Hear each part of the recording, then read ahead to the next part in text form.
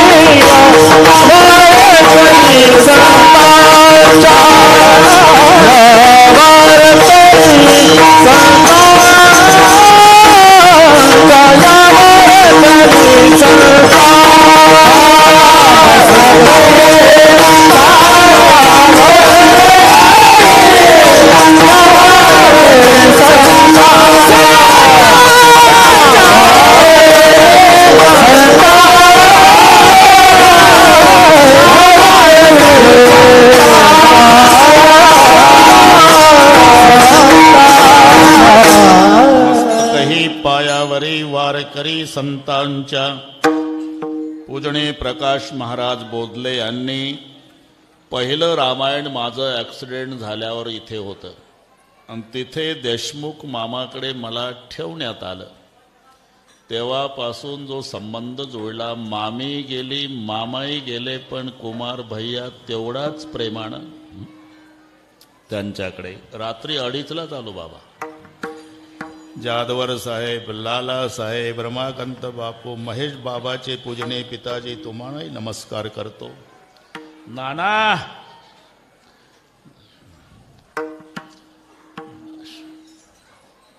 सर्वांना नमस्कार. 2 वर्षे कोरोनामुळे कार्यक्रम, पण सगळी कसर यावर्षी काढली बाबांना. आणि बाबा भागवा भागवी याच्यात नाही करायची. आत्ता यावर्षी केला ना असा दरवर्षी करायचा. महाराष्ट्रात गाजलेले गुणवान मृदंगाचार्य भरतजी, इकडचे हे सर्व गायनाचार्य, उंदरीकर, मांजरीकर, बोकेकर सगळे बरं का. सगळ्या येडशीकर तुम्ही अजून आहे किती? 80 चालू आहे का? 80 आहे का 82?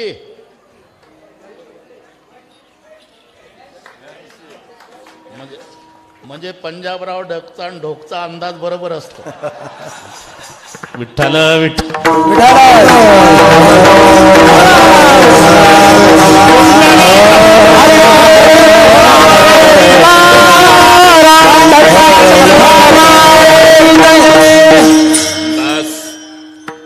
बोधले बाबा, खूप समाधान वाटलं यावर्षी. श्रीमंत बापानं लालासाहेब एकुलत्या एक लाडक्या लेकीचं लग्न ऐश्वर्यात करावं, तसं संत रामचंद्र बोधले बाबाचं पुण्यस्मरण त्या ऐश्वर्यात. आणि आता असंच बरं का बाबा, असंच ठेवायचं. मजा आहे. अभंग सर्वांच्या परिचयाचा आहे. आम्ही ज्याला मरण समजतो भरत, त्याला महात्मे प्रवासाचा पूर्णविराम समजतात. दोघांमध्ये हा फरक आहे. आणि बापू हे सिद्ध आहे, आपण प्रवासीच आहोत, प्रवासीच आहोत. काही असंही म्हणतील, तुम्ही नागपूरहून आला, आम्ही डिस्कळचे, तुम्ही आम्ही सगळे प्रवासी. प्रवास कधी संपतो लालासाहेब? डिस्कळचा माणूस कळमला गेल्यावर कळमवरून येतो, बाथरूम मध्ये फ्रेश होतो, ज्या सोफा सेटून बसून गेलतं त्याच्यावर येऊन बसतं आणि बायकोला म्हणतं आण बरं चहा, कटकट संपली. म्हणजे सकाळी जिथून गेलं तिथे वापस आलं तेव्हा प्रवास संपत असतो. तसा आपण जिथून आलो तिथे एकदा जाऊ म्हणजे प्रवास संपणार आहे. सध्या आपण प्रवासी आहोत. आणि जर प्रवास सिद्ध झाला तर दुसरं एक लक्षात घ्या, प्रवास हा तिकिटावर का वैमानावर? इमानदारीनं सांगा. प्रवास वैमानावर नाही महाराज, तिकिटावर आहे. ज्याचं तिकीट जिथे संपतं तिथे बापू त्या प्रवाशाला उतरावं लागतं. कधी कधी आजोबाच्या आधी नातवाचे तिकीट संपले. नैसर्गिक नियम आहे, नातवानी प्रेत यात्रेला हजर राहावं आजोबाच्या. पण 22 वर्षाचा जवान नातू मरतो आणि 92चं म्हातारं मान हलवत काठी टेकत स्मशानात जातं यात्रेत. का? तिकीट संपलं. तिकीट संपलं, उतरावं लागतं. म्हणून आम्ही ज्याला समजतो मरण, संत त्याला प्रवासाचा पूर्णविराम समजतात. एका गावामध्ये सगळे बरोबर वेळेत संपवतो. सगळ्या महाराष्ट्राला माहिती आहे. तुमच्या ठरल्याप्रमाणे चाली होतील, दुसऱ्या तिसऱ्या सगळे होईल आणि जेव्हा कीर्तन संपेल तेव्हा 9 वाजतील. एवढं लक्षात ठेवा. विठ्ठल विठ्ठल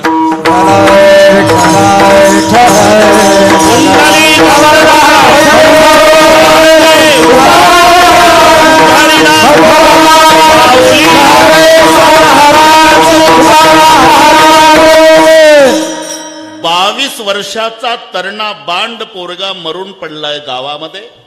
लहान मुलापासून म्हाताऱ्या माणसांपर्यंत अख्खं गाव रडत होतं लालासाहेब. लेकर कडेवर घेतलेल्या महिला, म्हातारे काठी घेतलेले, लहान मुलं, तरुण मुलं, अख्खं गाव. तिथं भगव्या वेशाचे एक महात्मे आले. सहज विचारलं, केहू जी बच्चे से लेकर बूढ़े तक पूरे गांव वाले रो रहे, बात क्या है? हमारे गांव का इकलौता बेटा था महाराज, माँ बाप को इकलौता था, शादी भी नहीं हुई थी, गुजर गया. मग ते एकुलतं एक मेलं म्हणता, तर तुम्ही गावचं गाव का रडता? ते घरापुरतं लेकरू नव्हतं महाराज, असं गुणाचं होतं. झोपडपट्टीत पाहुणे येऊ द्या नाही तर वाड्यात पाहुण्याच्या आधी चहा पाणी द्यायला हजर असायचं, पूर्ण सेवा करायचं. प्रत्येकाला वाटतं की आमच्या घरातलं लेकरू गेलं म्हणून गाव रडतं. महात्मे म्हणाले, मग त्याच्या मरणानं जर तुम्ही अख्खं गाव रडता तर मायबापाला एकटंच आहे म्हणता, त्याच्या मायबापाची काय अवस्था असेल? इथं का बाता मारता महाराज, डेड बॉडी जवळ जाणार, कळेल अवस्था.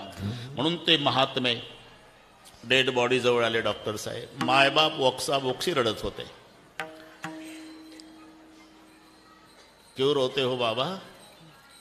इकलौता बेटा था महाराज, शादी भी नहीं हुई थी, कुल का वारिस, गुजर गया. ऐसा बुरा मत बोलो बाबा. गुजर गया महाराज, ऐसा बुरा मत बोलो. गुजर गया, ऐसा बुरा मत बोलो. आम्ही काय वैरी आहो का महाराज? लेकरू मेलं म्हणून सांगतोय बुरा मत बोलो. ऐसा बुरा मत बोलो. अहो डॉक्टरनी सांगितलं साहेब 6 तास झालं महाराज मरून पडलं. तुम्ही म्हणता बुरा मत बोलो. ऐसा बुरा मत बोलो. वो सोया था जमीन पर, आप कहते हो मर गया. वो था अपने सफर में, आज अपने घर गया. लक्षात घ्या. मी का सांगतो, आम्ही ज्याला मरण समजतो महात्मे त्याला प्रवासाचा पूर्णविराम समजतात.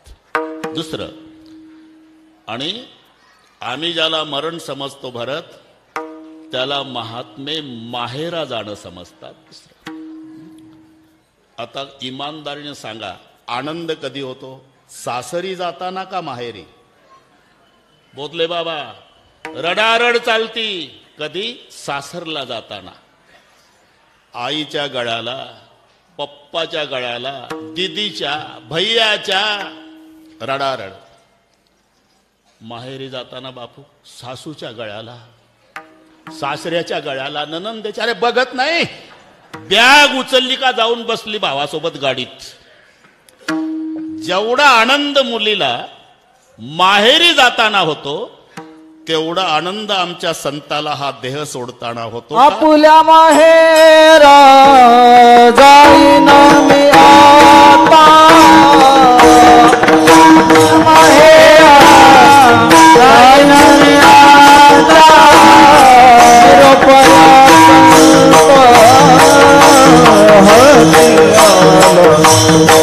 निरोपया संत हती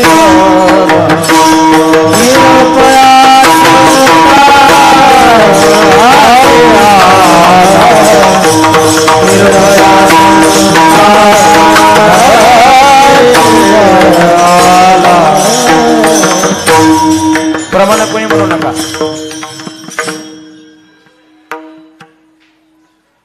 त्याला प्रवासाचा पूर्णविराम म्हणतात. दुसरं एक, त्याला माहेरा जाणं म्हणतात. आणि आनंद होत असतो तो माहेरा जाताना. आता आपण जे आलो ना, हे सासर आहे डॉक्टर साहेब. इथे नांदायचं आहे. आनंद भोगायचा ते ठिकाण माहेर आहे, नांदायचं आहे ते सासर आहे. येवणी वराडीनी बैसल्या टेकी, येवणी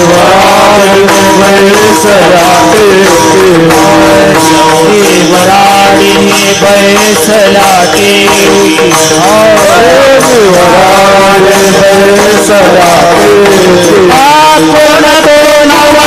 नाही वळखी, कोण तो नवरा नाही वळखी.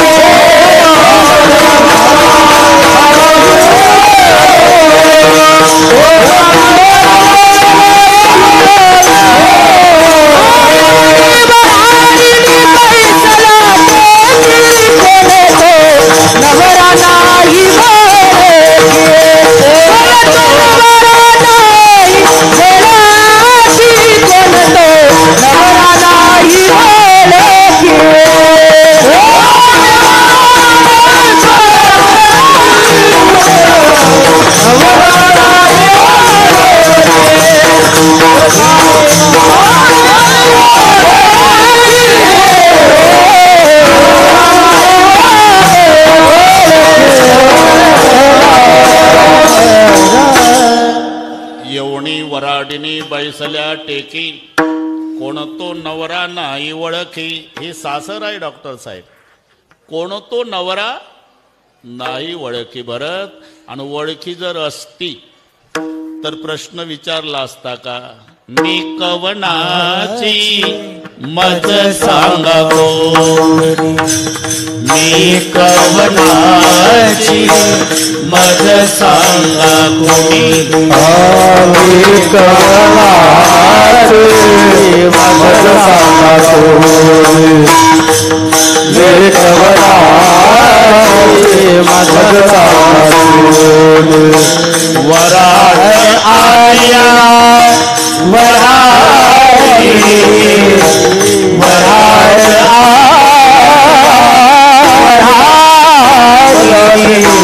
मी कवनाची मज सांगा कोणी, मी कवनाची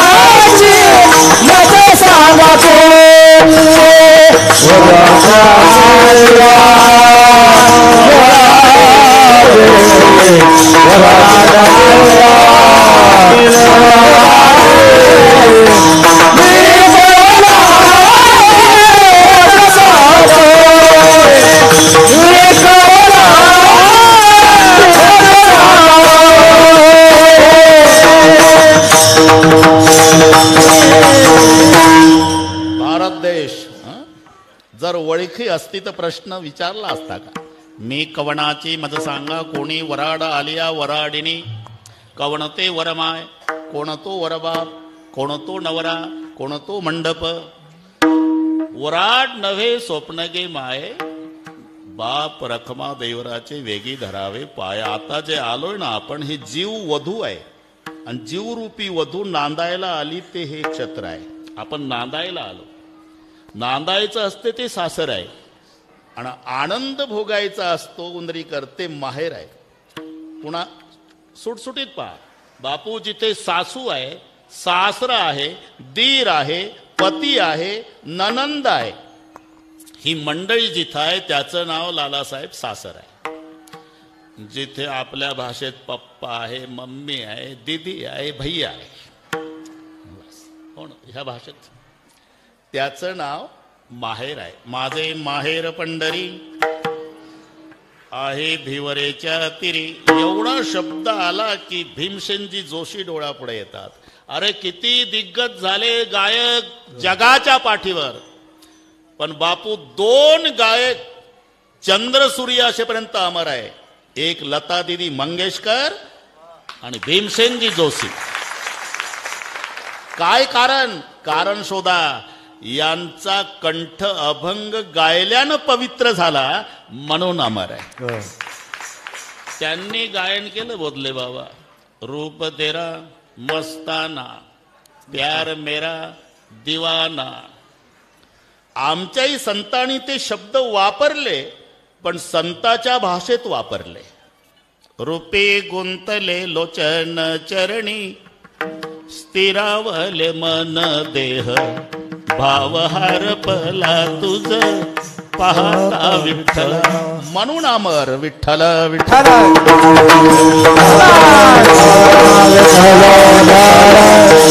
अगदी थोडक्यात सगळे बरोबर होईल. भारत देश सगळे बरोबर होईल. माझे माहेर पंढरी आहे भिवरेच्या तिरी. बहीण चंद्रभागा आहे, भाऊ पुंडलिक आहे, माय रुक्माई आहे आणि बाप पांडुरंग आहे. ही मंडळी जिथं आहे त्याचं नाव माहेर आहे. माहेर संताचे,